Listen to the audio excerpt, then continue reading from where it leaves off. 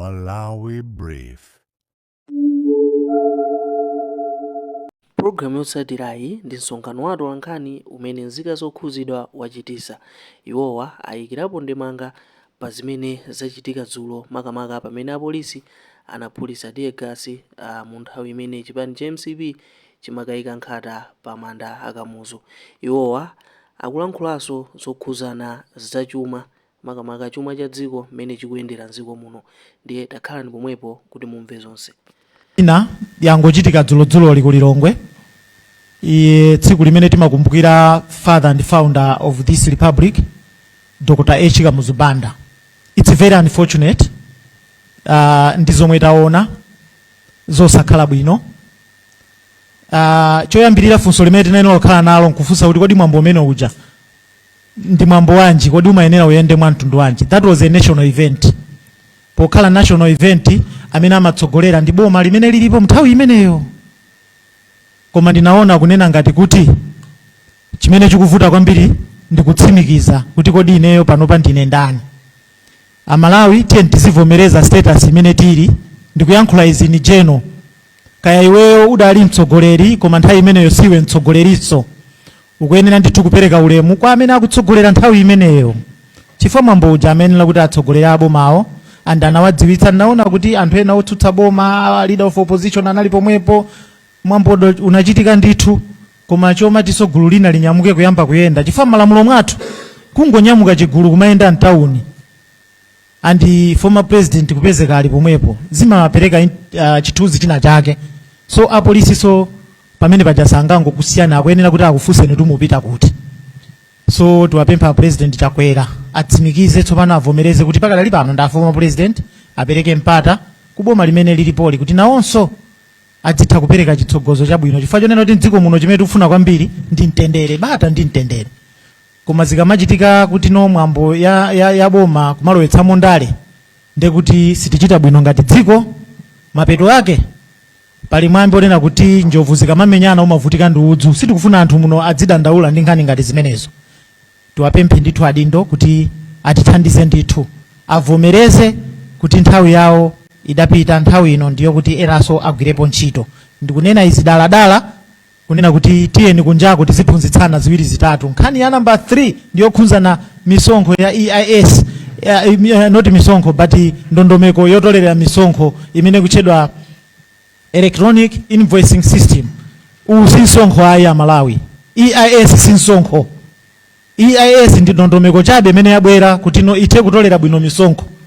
Vati timalipira ndinu ndine amene ali amashopu awa amangotitengera vati chankukatiperekera kwa MRA. So panalibe zifukwa zenizeni zimene no timayenera kumakangana kuti ayi abweretsa misonkho yatsopano.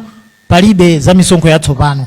Iyi ndi civic education chabe imene naona ngati ndiyankhulepo mwina tisanalowe mu nkhani yathu ya lero kutengera ndi zimene tikudutsamo ngati dziko. Malawi anzanga kulikonse komwe muli, nkhani yayikulu imene tayibweretsa lero imene amawerenga Mr. Mataka ikutsindika kwambiri kumene ife tikuchokera komanso pamene tili ndi kumene tikupita ngati dziko.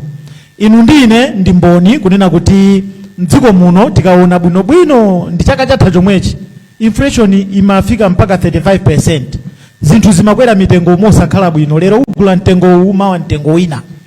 Koma inu ndine ndi mboniso kunena kuti ngakhale mavuto ena alipo, koma tikayenda mtauni mutukuona kuti mitengo ya zinthu yakhazikika tsopano. Yayamba kukhazikika, yayamba ndithu ma business kumatha kuoda lero, kugulitsa mawa kukaodaso mtengo omwewo ukapita wiki ina. Nthawi ija zimapezeka kuti si nthawi ija tisanene ngati kalekale, just last year. Zimapezeka kuti wa business waoda chinthu 20,000 kwacha, mawa wakachigulitsa chinthu cha 25,000 ndipo makabwerera akaoda chomwecho 35,000 kwacha. Ndikupanga loss ya 10,000. Izi zimachitika ndithu, koma lerolo mitengo ya zinthu ikuoneka kuti ikuoneka bwino. Komanso inu ndine mukonza kugwirizana nane kuti about 5 million people adali ndi njala yadzaoneni mdziko muno. Tsikale anthu amafa ndi njala atu, anthu amavutika mavuto osiyana-siyana. 5 million people anakhala ndithu in need of food mdziko muno last year. Komanso tikayang'ana bwinobwino tiona kuti pali nkhani zina zokhuzana ndi kagulidwe ka zinthu kapena kuti katangale. Boma limene langopita lija linakhazikika kwambiri munkhani zakatangale komanso ngongole zinachuluka kwambiri. Inunso mukhoza kuona kunena kuti munthu ukakhala ndi ngongole ngakhale pa banja zochuluka zimakuvuta kupanga manage zinthu zina. Pambali poti analibe kadaulo ozindikira kuti kodi chinthu ichi ndikhonza kukagula kuti. Tinaonapo boma la Mtunthu likugula fertilizer ku buchale chaka chino, chaka chamawa kupita ku buchale ulendo wina nkuzapita ku pharmacy kumene amagulitsa mankhwala kuli kusaka fertilizer. Kumene kuja kunali kusoweka kwa usogoleri. So nkhani zambiri zimene tikukamba apa nzonena kuti pakadali pano tikuona zinthu zina zikusintha. Ndiye anthu ena akaona izi amabwera bendi bodza lina lofuna kusokoneza Amalawi kuti akhale ngati kuti zimene zikuchitikazo Amalawi yosakuona eni yake. Ndiye podutsa mu statement yathu nchichewa ndilola kuti nthawi imeneyi azitsogoleri amene ali kutsogolo kuno adziyankhula 2 minutes kuti nawonso afotokoze molingana ndi mfundo zimene aziona mu chikalata chimenechi. Koma ndisanatero ndipereka kaye kwa amavuto pamusa amene ndawandikana nawo kuti atipase analysis 5 minutes analysis ya mmene ya nkhani imene tikukamba mawa uno. Akatha amavuto pamusa Madamu Aida Mazinga abweraponso kuyankhula kumbali ya azimayi. Chifukwa azimayi ndi amene tu amaona kwambiri kuti kodi zinthu dziko muno zikukhala bwanji. Amene abweranso asitaxi azayankhulanso nkhani yokhuzana ndi achinyamata. Ndiye nkhani ya zipembedzo tiliso ndi Pastor Victor Nyanyaliwa apa atiyankhuliranso. Let me hand over the mic to Comrade Bamusi. Thank you so much. Thank you very much. Zikuma kwambiri Bambo Kambanje komanso mamulumuzana onse a concerned citizens ndi mabungo ena amene si aboma ma civil society amene muli kutsogolo kuno. Ine ndikuthokozeni kwambiri pondiyitana mwapaderadera kuti ndizakhale nanu so that I can explain the technical issues about the statement imene mwatulusa imene kuti the state of the economy. So once again for having me. I do support civil society groups muzochitika ngati zotere. So this is one of my tasks today. Kyoyamba mwakambapo za inflation. Now nimafuna ndilongosole motere kuti tikati inflation timatanthauza mlingo wakukwera kwa mitengo ya katundu kapena mlingo wakatsikidwe ka mitengo ya katundu. Inflation umawerengesedwera pamwezi ndi bungwe lotchedwa National Statistics Office NSO imene likulake lili kuzomba. Ndiye tikapanga compare mu zaka 5 zapitazi, because I'll do my presentation 5 minutes imeneyi ngati timati comparative analysis. Tinganene kuti chiyerekezo kuchokera zaka 5 kuchokera 2020 kufika 2025 kodi mitengo ya katundu imakwera motani? What was the rate of inflation?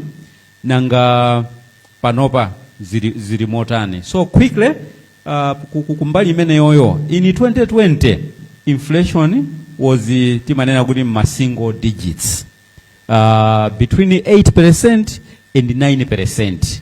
Ndiye kuti mlingo wakakweredwe ka katundu pa msika unali ochepa kwambiri. Katundu samakwera mtengo mothamanga. Ndi zimene zikutanthauzidwa ndi 8%. Koma pamene timamaliza chaka cha 2025 ndiye tipadusa zaka 5, inflation inapezeka kuti inafika pa 35%. Koma mu chaka cha 2024 ndi pamene zinali zowawitsa kwambiri kuti mitengo ya katundu inayamba kumakwera mowirikiza kwambiri motero kuti mmashopo ena mwina tsiku ndi tsiku almost on a daily basis imapezeka kuti mitengo ya katundu ikukwera kwambiri kuyambira chaka cha 2024 mpaka lano mmene timapherezera pa 2025 ndi pamene kakweredwe ka mtengo wa zakudya food inflation mpaka inafika pa 40%. Food inflation inafika pa 40%. Chifukwanso inflation imayikidwa pawiri, pali nani food inflation ndi food inflation. Mtengo wa zakudya ndi mtengo wa zinthu omwe si zakudya. Ndiye kumbali ya chakudyayi ndi chimanga chimene chimakhala chimalemerera kwambiri mu masamu amenewa owerengesera mlingo wa inflation. So the price of maize hit 100,000 kwacha at some point between 2024 and 2025. Ndiye zimenezi tikuwerekezano ndi pano kuti inflation yo after the elections, after President Professor Arthur Peter Mutharika won the elections pa 16 September chaka chatha chija, inflation inayamba kutsika instantly kuchokera mwezi omwe uja wa September, October, November. Inflation yo inayamba kusika kuchoka no pa 35% kufika pa 28% miezi itatu yomweyo. Chimene chinachititsa kwambiri according to our analysis ndi kapezekedwe ka chakudya. So it happened that the Mutharika administration anayika ndondomeko ya padera yokuti immediately kungodusa pa chisankho paja boma linaitanisa 200,000 metric tons of maize kuchokera ku Zambia. Ndiye chimanga chimenechi chakhala chikulowa mpaka na pano chikulowabe. Ndiye chamangitsano kuti mitengo ya chimanga itsike kwambiri. Pamene mitengo ya chimanga ikutsika kwambiri, chimanga chinanso chikuchokera m'minda likunena pano and easy zikuchititsano kuti inflation makamaka food inflation tunena pano yatsika kuchokera pa 40% mu ulamuliro wapita uja kufika no pa 22% right now as we speak. So you can confirm that Nima Statistics and National Statistics Office. So what does that mean?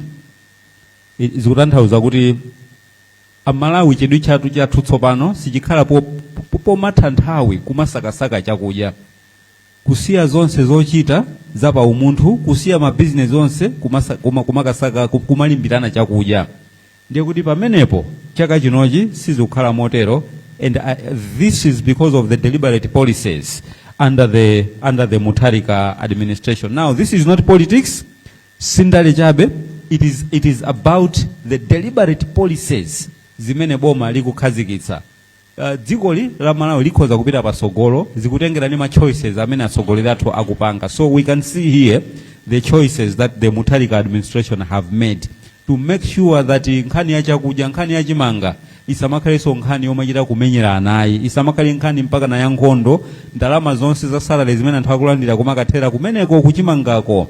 Imene ndi point yanga yachiwiri imene tikutchula kuti cost of living. Cost of living kutanthauza mlingo kuti kodi amalawi akuphinjika motani, umoyo ukhala wovuta motani. So when we compare 2020 kuchokera chaka cha 2020 to 2025, the cost of living was shooting very high. Bungwe limene limawerengesera so the cost of living timanena kuti Center for Social Concern ali ku Lilongwe amagwirizana so ndi National Statistics Office zinafika nopo kuti banja la anthu 5 pakhomo pamene pamakhala anthu 5 ngati ndalama imene amapeza pa mwezi ndi yosachepera 700,000 kwacha, ndiye kuti iwo umoyo wawo okhala wovuta.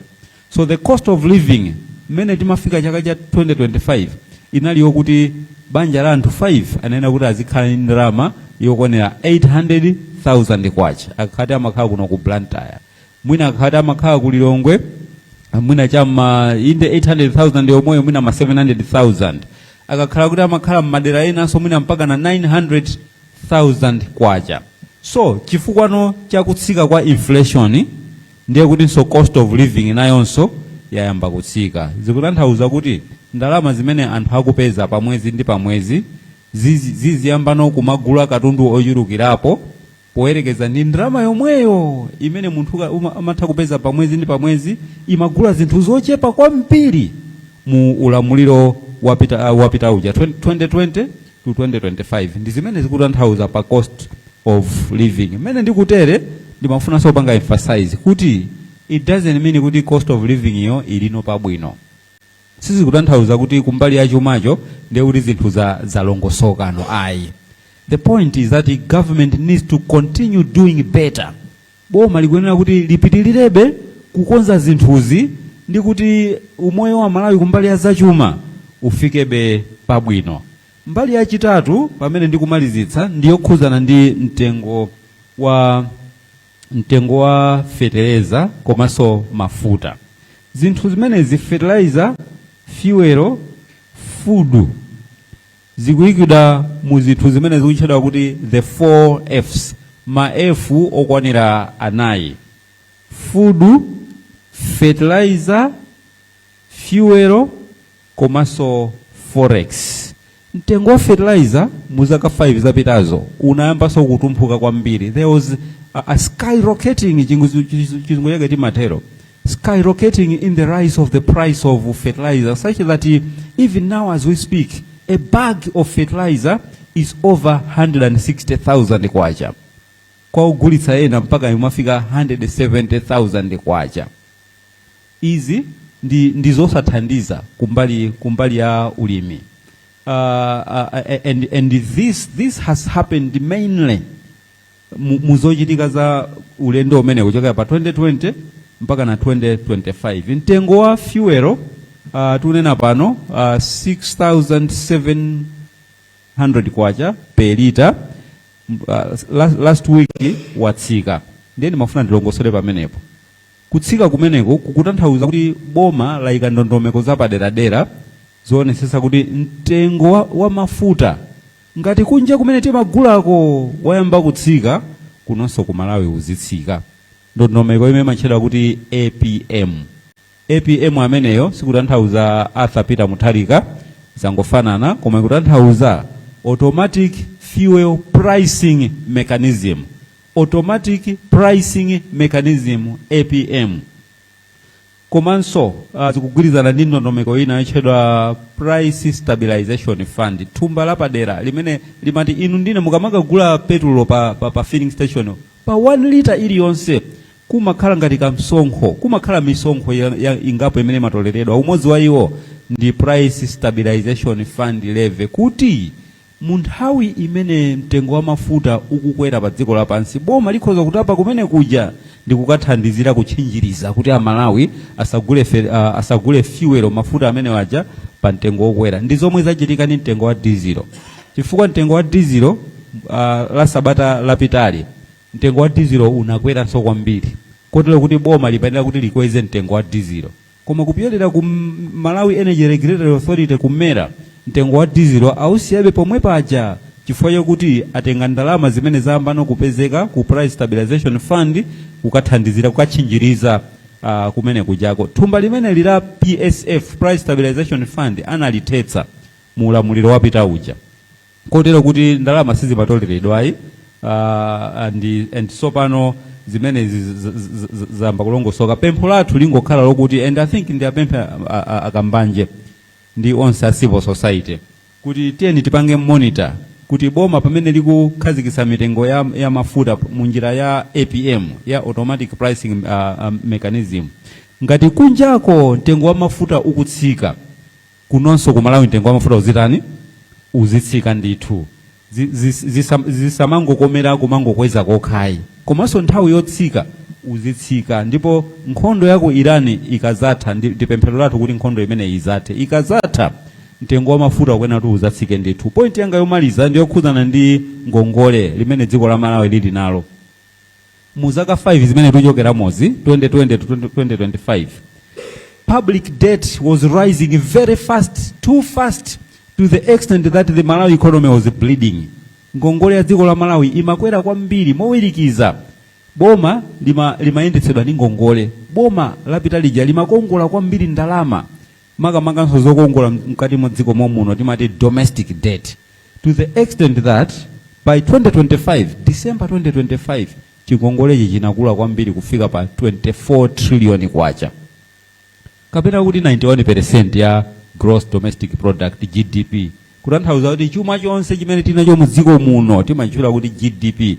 Katundu yense amene tili nayo, kapena kuti kulemera kwa dziko la Malawi kumene tili nako, ndiye gross domestic product. Katundu amene uchatika mutulusa kumika pa mlingo, zimapezeka kuti tikhoza kumtenga katundu yense uja ndi kumugulitsa kuti tikangobweza ngongole. Nkutsalako ndi 10% yokha ya chuma chathu cha dziko la Malawi, nkumati chimenecho ndiye chuma chathu. Imeneyo ndi nkhani yomvetsa chisoni. But as we speak right now, our analysis, kafuka ununi wathu, akusonyezana kuti ngongole imeneyi yambano kupangidwa manage bwino. boma siri kukongolanso kwambiri kupyolera munjira ya domestic borrowing imene amakakongola lachiwiri lililonse ku Reserve Bank.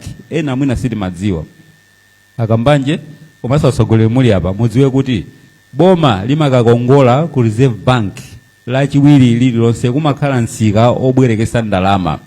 Ndiye muzaka 5 zapita zija amawirikiza kwambiri kupita pa nsika umene okabwereka ngongole. So right now as we speak mchitidwe uterewu wayamba kuchepetsedwa mcholingana chokuti ngongole imeneyi isakwere. Maulendo a president nkhani ya kusamala chuma cha dziko lino zimapezeka kuti mzaka 5 zapitazi a president amaenda kwambiri, too much foreign travel. So the former president Dr. Lazarus Chakwera anaenda maulendo opitilira 60 over 65 trips mulamuliro wao between 2020 and 2025.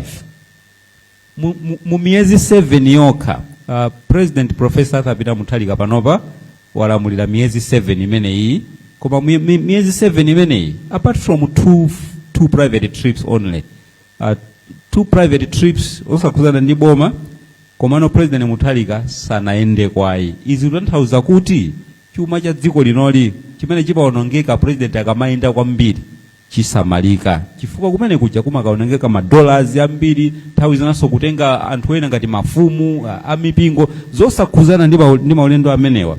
So we can say kuti there is progress in terms of kusamalira chuma cha dziko lino pochepetsa maulendo a president. Kwa pano mundilole kuti ndilekezere pomwepa. It is our hope that trajectory imeneyi kapena chidwi chimene chichosamalira chuma cha dzikochi chikapitirira, ndipo boma tikulipempha kuti should continue on this path towards economic recovery, ndiye kuti umphawi ukhonza kutha, achinyamata akhoza kupamba kupeza mwayi wa ntchito, azimayi mwina ngongole za mabusiness zindizana zoterozo mwayi umenewu ukhoza kumapezeka. Koma tikamatero tisapange politicize zinthu. Analongosola akambanje ndimafuna ndigwirizane nanu kuti zimene zachitika dzulo ku Lilongwe zokuti mpaka na matie gas zimene zija sizabwino yayi. Ndiye tinaona achipani cha Malawi Congress Party akutenga anthu awo kuti azipitanso paja pokayala nkhata mopanda ndondomeko, chifukwa mwambo umene uja Kamuzu Day ndi tsiku la dziko lonse. It's a national public holiday, it is a national day. Osati kuti chipani chimozi ndiye chitengerepo mpata kufuna kulowesapo mwina ndale zimenezo sizabwino. Komanso zama body parts izi zomanamiza anthu kuti kuchitika anthu ena kumapeza kuti maliseche yawo asowa, zimene zochitika kunsanje, zimenezi sizabwino. Tiyathokoze kwambiri a polisi. Naonanso kwambiri ku polisiko a deputy inspector general okhana achita kupita kumene kuja, I think amati a commissioner Noel Kaira ngati sindikulakwisa gwira ntchito yonesa kuti zimene zisapitirire zithandizira ndithu, chifukwa chuma cha dziko chikamapita pasogolo kakhalidwenso ka anthu kamene akuti kazikhala kabwino osati zina zimene tinazionazi. Zikomo kwambiri pepani chifukwa ndatengapo nthawi yonjezera. Zikomo kwambiri comrade Bamusi ndi kutsindika kumeneko. Chifukwa chake timafuna kuti kawiri tikakhala ndi zokambirana ngati izi mudzitunikira ku nkhani yokhuzana ndi chuma, kodi inflation ndi chani, chifukwa anthu kunjako akumanamizidwa ndi anthu ena osayang'ana ma examples onse amene mukutaniwa mukufotokoza apawa. Munthawi ino kwa nthawi yochepa tiyesetsa kuti aliyense ayankhule utsogolo kuno, ndiwapatse Madamu Aida Mazinga comrade amene ali pano ngati kuyimira Human Rights Ambassadors komanso akuyimira azimayi onse dziko la Malawi kuti nawonso ayikepo mulomo. 2 minutes comrade. Zikomo kwambiri. Ineyo monga nzimayi ndati ndikhoza kutsimikizira panopo kuti azimayi takumana ndi mavuto ambiri mulamuliro wathawu kuyambira 2020 kufikira 2025. Azimayi takumana ndi mavuto ambiri, kukwera kwa zinthu, kupita kunsika lero ukapeza katundu wakwera, kupita mmawa katundu wakwera, zomwe zimatipatsa chipinjo kwambiri kuti tiyendetse mabanja athu. Komanso panopo tithokoze a president athu a Professor Arthur Mutharika kudzera mwa anduna azaulimi. Panopo ndikutsimikiza ineyo kuti mitengo ya zinthu yatsika. Kwenikweni chimanga chinali pa 100,000 kwacha, pano thumba la chimanga lili pa 30,000, enanso nkhale 20,000 kwacha. Izi zizapangisa miyoyo ya azimayi ambiri kukhala yopepuka, kupanga rani mabanja athu, ngakhale ana athu. Mabanja amavuta mulamuliro umenewu, zimapezeka kuti azibambo amatithawa mmakomomo, kuthawa ma responsibility. Tsiku lililonse tukanena nkhani ya zakudya, tukapereka budget yomwe bambo amakanika kuti kodi ndalama zimenezi ndizitenga kuti. Zotsatira zake nzibambo amathawa, azibambo ena mpaka amafikira pozipha chifukwa cha depression, ma stress, akatenga kuti chithandizo. Koma boma ilili tikuona kuti akutiganizira kwambiri. Chimenechi tikuthokoza boma, amve kuthokoza kwathu kuchokera pansi pa mtima kuti zimenezi tikuthokoza. Komanso ngati azimayi tikufuna ndale zobweretsa mayankho osakhala zoopsezana kapena kusokonezana. Tikufuna azimayi apangidwe empower, azimayi ambiri tipatsidwe mwayi wa ngongole, titenge ngongole kuti tikathe kupanga ma business ang'ono ndi kusamalira mabanja athu. Zonsezi zitheka kupyolera mu boma limene lili. Tili ndi chikhulupiriro, tili ndi masomphenya kuti komwe tikupitako ngakhale panopo zinthu sizinayambe kulongosoka bwinobwino, koma masomphenya akuoneka kuti zinthu kutsogoloku zisintha. Zikomo kwambiri. Well, ndimafuna ndinene chonchi makamaka potengera ife achinyamata. Kwakukulukulu ndithokoze kwambiri anthu amene akuchiyendesa chinthu chimene chimanena kuti chi-economy chimenechi, chifukwa chapangitsa kunena kuti ife achinyamata panopa tikhale okhazikika kwambiri m'maganizo, chifukwa zimaonetsa ngati kunena kuti chi-economy chimenechi chimatiphinja kwambiri, chimatipatsa mwinake matenda a mu ubongo kuti mwinake timatha kumaganiza zinthu zimene zinali zosayenera kuti tingamaganize ayi. Pa icho ndithokoze kwambiri Profesa Arthur Peter Mutharika makamaka kudzera ku nduna wawo wa zachuma amwanamveka kuti zinthu zikuoneka kuti zili bwino kwambiri, tiyamikire pamenepo. Ife achinyamata kwambiri tikuona kunena kuti pamene zinthu zikuyenda bwino kwambiri kudzera mu economy imeneyi, makamaka zimene afotokozera mavuto pamusi potanthauzira bwinobwino zimene zonse ndi zomwe tikuziona ife achinyamata pano. Tisanene mobisa yayi kuti no panopa mabanja ayamba kubwerera, pomwe ndikale lija muzaka zapita zija mabanja amenewa amakhala kuti chinali chipinjo kwambiri, chifukwa ukaganizira thumba la chimanga mtengo wake 100 chakuti, ndi ana ndikuti 2 weeks chathapo kale, ukayambeso kusaka ndalama yambiri ngati imeneyo 100 chakuti imene inali ndalama yakuti bwezo kumapangira chitukuko, kumatha kugula mwinake timasabufa pa nyumba kuti pa nyumbaso pazikhala mwina mwakeso tizinthu tina tapamwamba, kumano sizimachitika motero. Panopa tikuona kuti kusintha kwa zinthu kumeneko kwa miyezi yokhayi ya 7 zinthu zimene zizi zayamba kutiyendera bwino ife achinyamata, kuona kuti tayamba kubwezeresa timasikirini tomwe tinatha kugulitsa, tizoimba panopa timangoti tikakhala nyumba kumangolongolozana, chifukwa chokuti kenakake kuti kazigwa mkutumu sikamapezeka yayi.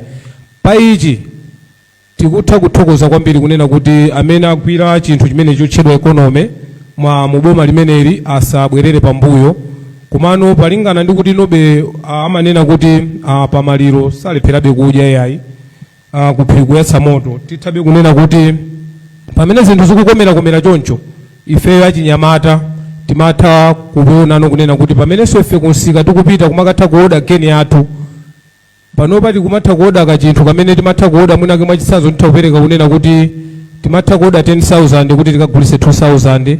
Zinthu zimene zonse panopa zikuchitika ndithu, tikumati tumaona kuti ka profit ndi yako zina zilipoteropo, tikuona kuti zinthu zili bwino kwambiri zikupita chitsogolo. Kumano pepo ndionena kunena kuti kuti zinthu zikomerere, ngongole imene imene mwayika kale aboma kuti zinthu zikhalire bwino, ife tingopempha kunena kuti pangani mwadongosolo lanu, ife tilonyadira pa zimene mwayamba kale, eni ngongole imeneyi tikupempha kunena kuti ino mwina keti tikulirenso mabizinesi athu amene ayamba kale kuchita bwino. Zikomo kwambiri. Ya zikomo kwambiri. Ine kuthandizira kuti chuma chipitirebe kuyenda bwino. Ndingofuna tipemphe boma la Professor Arthur Peter Mutharika ndi cabinet zawo kuna kuti ndziko muno pasaka 5 panali negligence ya kuma irrigation komanso makash crop amene anayiwalidwa. Ndiye mokomera kuti Malawi tizimba berokoma ndipemphe unduna wa zaulimi kuna kuti uchilimike kudzusaso maskimu onse amene anayiwalidwa komanso uwonjezereso kufufuza makash crop amene anthu anasiya kulima. Mwachisanzo tikumadandaula fertilizer akumakwera zinthu zimenezo ndizomveka chifoti fertilizer sitipanga muno Malawi. Eni yake wakayamba nkhondo ngati zimene zikuchitikazi ndamachingirana Administration of Homes mapeto ake nkumakhala indirect effect ife. Ndiye ndingopempha mobwereza anduna agriculture kumene muliko kaya mukumva press briefing kaya mumvera nkhani kuli mbewu ya tsabora, kuli mbewu ya soya, mbewu zosiyana mutachilimika. Mwachisanzo ngati Chinangwa chomwera tii madera ena chinasoweratu mupeze marketings aja mukaperike delivery anthu adzuseso ulimi umene uja kuti kukoma uku kwa economy kupitirire. Zikomo kwambiri pamene mukupitiriza kudzusa chuma cha Malawi aboma la DPP.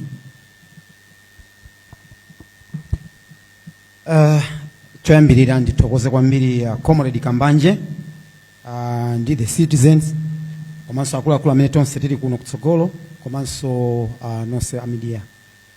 Sindikuchitenga chinthu chimene chikukhala chophweka koma chinthu chofunika kwambiri.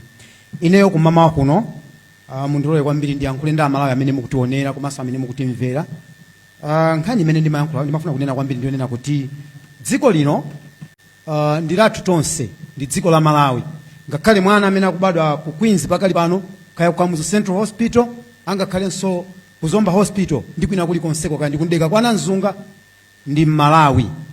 Chuma chimene chikupezeka mdziko muno, chilichonse chimene chikupezeka mdziko muno chikuchita belong kwa amene yoyo, kusonyeza kuti iyeyo ndi Malawi. Koma vuto limene tikuliona ku Malawi kunoko tikupanga phada, tikusewera kwambiri pa nkhani ya malamulo. Pa 14 May taona zimene zinachitika ku Lilongwe kuja. A president anasankha munthu amene akuyena kukachita represent ku mwambo umene unali kumene kujako. Koma tikupeza kuti ena chifukwa chonena kuti ichi ndi changa nde akupita kumene kujako kumakayambisa zimene zimachitika zija. Nkupezeka former president akuthidwa tear gas. Zimene mukaziyangana zimene zijazo kumaiko anzatu zimakanga ndi zinthu zopanda ulemu.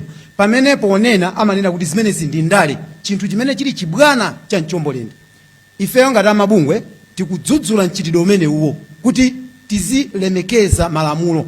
Posachedwa apa taona president analamula kuti ma-institutions ena achoke ku Lilongwe abwerere kuno ku Blantyre pazifukwa zomveka bwino kunena kuti kumene kuja makhala ku renti kunongo kuli malo awo. Nawo tinaona ameki akukanitsitsa kunena kuti ife kumene kusitibwera mpaka kumapita ku court. Zimene zikuonesa kuti ndi chibwana cha Mchombolende, sitikulemekeza malamulo. Tinasankha Professor Arthur Peter Mutharika pa 16 September 2025. Wina aliyense akuyenera kuti alemekeze malamulo. Malamulo ali mmanja kapena kuti maki ali mmanja mwa Professor Peter Mutharika.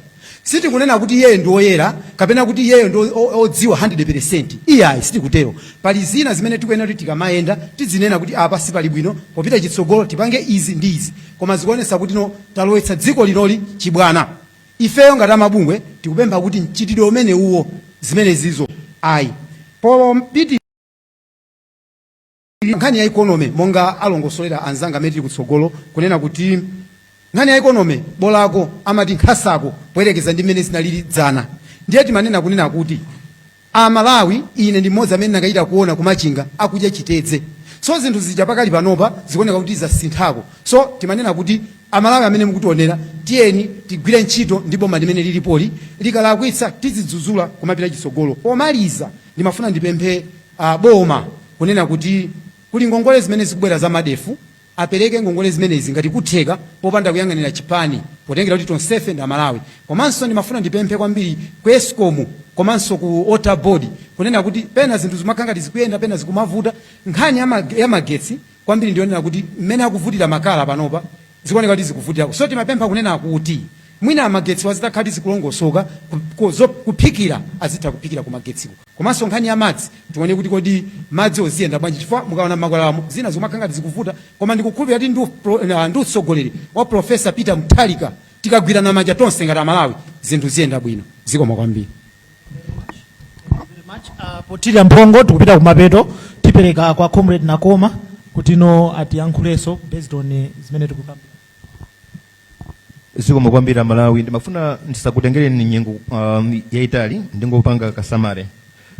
Mdziko la Malawi tili ndi chuma chimene chikhoza kutiyendetsa kumazima la kuika chifukwa cha corruption. Ndiye timafuna tinene kunena kuti pamene tikunena kuti zinthu zayamba kusonya zinthu zayamba kuchoka kwina kuja kumapita kwa bwino amene ananena a comrade Bamus tipemphe amene akusamala chumawo kuti aonesese kuti katangale asakhalepo. Chifukwa World Bank imanena kuti 30% ya zimene timapeza ku Malawi kuno zimapita m'matumba mwa anthu. Zimenezi ndithu zilipo. Akambanja ananena kanya misonkho. Timanena kuti munthu apereke msonkho ndiye kuti akuona mmene msonkho ukukwirira ntchito. Pamene misonkho ikukwira ntchito kukonza misewu yathu, kugula mankhwala ndi zina zambiri zinthu kumasintha, Amalawi azakhala panzere kukapereka msonkho wokha ndiponso sitakakamiza. Koma timafuna ndithu tipemphe Professor Mutharika mmene ankapanga kampeni. One of the manifesto ananena kuti azathesa katangale kuti wina aliyense amene apanga katangale kandi ndani sazamuyikira kumbuyo munthu. Therefore tifuna tione anthu amene anapanga katangale pali munga ngati ma issues akusalima sugar. Tinamva kuti kumene kunali ma issues a corruption. Kodi a police kapena boma mukutani simufuna kumanga anthu amenewo. Kodi andale simumangana tifuna tikufunseni zimenezo ngati amabungo musi ya boma. Ndiye fe tifuna tipange ndithu kalikiliki kusatira milandu yonse ya corruption. Kuti kodi anthu amene anachulidwa kodi ikuyenda bwanji. Inu munthu wa moyo angakasake fertilizer kubuchale nkumusiya. That is corruption. We want the people who are responsible. Anti-Corruption Bureau should do something, and if ngati ma citizens tione anthu amene anasokoneza zinthu akulowa ndithu akumangidwa. Chifukwa timaganiza kuti andale simumangana. If ngati amabungo musi ya boma panopa tikunena kuti enough is enough. Anthu amene anakhuzidwa ndi milandu ya katangale afufuzidwe. Anti-Corruption Bureau ipasidwe ndalama zokwanira. Chifukwa Anti-Corruption Bureau imeneyi zaka 5 zapita zija tinaona Anti-Corruption Bureau chief akutengedwa mamawa ali mapijama. Izi situfunanso zichitike pano. Boma lipange fund Anti-Corruption Bureau kuti Anti-Corruption Bureau ikhale ndi mano ndipo mano akhale nditu achisulo. Chifukwa ndalama za Malawi zikuonongeka. Timafuna tithokoze kunena kuti miyezi 7 imene Professor Mutharika walamulira mmene anena mavuto pamusi zikuoneka ngati tikuchoka kumene tinali tikupita ku direction yabwino. Anthu nonse amene mugwira ntchito Professor Peter Mutharika mugwireni zanja kuti zinthuzi zilongosoke Amalawi asembere koma. Kodi Amalawi tizakhalira kulira dziko lino silingapite chisogolo. You go to Tanzania dziko lipita chisogolo. Mupite ku Zambia dziko lipita kusogolo. Kuno kwathu kodi tayima pati. Anthu anakachita kumubweresa Professor atapuma. Chifukwa tinaona mu chinthu china chake mwa profesayo. Ndiye tikunena kuti direction imene mwatenga Professor Arthur Peter Mutharika kuti mukonze dziko lino ndi nduna zanu pitirizani koma mumange anthu amene amakhuzidwa ndi corruption. Zikomo kwambiri Amalawi. Zikomo kwambiri Amalawi. Ndabwera pano pa nkhani za mdziko muno mogwirizana ndi anzanga. Choyambirira ndifuna kukamba za atsogoleri azipembedzo, atsogoleri a mipingo. Tikuyenera tidzuke limodzi ndi kudzudzula mchitidwe umene unali mu zaka za 2020 kufikira zaka 25. Tinakhala mu dziko la ziwawa, mdziko losakomera munthu aliyense amene adzudzule boma. Ndeno lero pano boma lasintha koma zikuoneka kuti anthu amene amakonda ziwawa afuna apitirizebe ndi ziwawa. Ndifuna ndiutengereni ngati mtumiki wa Mulungu pa Baibulo kuchokera pa Deuteronomy chapter 19 verse ya 15. Pamene Mulungu akudana ndi violence, pamene Mulungu amanena ti say no to violence. Komanso ndifuna ukamba nkhani ya kuchikwawa, azisogoleri ama civil society, komanso atsogoleri a mipingo, tiye titenge gawo kudzudzula, komanso tiphunzitse anthu, chifukwa Baibulo limatiwuzanso zaunena kuti ngati pachitika china chake, there should be witness, there should be investigation, and there should be judgment. Ndiye tizisire ntchito zina m'manja mwa oweruza dziko lino, oweruza milandu kuti athe kuweruza. Ndifuna ndiyankhule ku nkhani ya Amalawi Congress Party. Tiye tivomereze boma linasintha. Boma lili pano ndi boma la President APM Peter Mutharika. Tirese tikane ziwawa ku Malawi Congress Party, ifenso Amalawi tiukana ziwawa. Tifunanso tinene ndi kupemphera ku dziko lino la Malawi, kunena ti Malawi tonse tigwirane manja, tipemphere mosusana ndi ziwawa zimene zili mdziko la South Africa. Zikomo kwambiri. Thank you very much, Pastor Victor. Mungu umba nkota, potino tafika kumalechereche tsopano azokambirana zathu press conference imene tinali nayo. Ife a concerned citizens, the people power movement, tizakhalabe pamenepo kulankhula zokhazo zimene zili zoonazo. Chilungamo chidzikhala maliseke. Osati maliseke akumayankhula anthu kuti akubedwa aja. Tisapekerane bodza. Andi Malawi muno mwachuluka nkhani zopeka. Tiye tisamalitse apolisi tithandizeni. Nkhani zopeka. Kumakla kaya kuti ino adindo onetsetsani kuti noti kuthana ndi nkhani zimene anthu akungoziganizira m'midzimo ndikuyamba kuchitira chipongwe anthu osalakwa.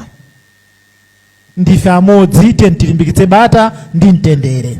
Tipempheso azipani. Zipani zonse mdziko muno chonde tiye tilemekeze ulamuliro umene ulipo pano. Boma limasintha. Maboma abwera, maboma apita. Iweyo ngati unali mtsogoleri wa dziko, ulendo wapita uja. Pano pasiwenso mtsogoleri wa dziko. Chivomereze chimenecho. Chifukwa chimene chimativuta kwambiri anthu fe nkuvomereza. Ukakhala ulibe ndiwo nyumba, vomera kuti lero ndiwo ndilibe koma usabe nkhuku za wena. Ulakwa. Ndeti tivomereza chimene tili. Lero sungayendeso ndi mipando yofira. Vomera chimenecho.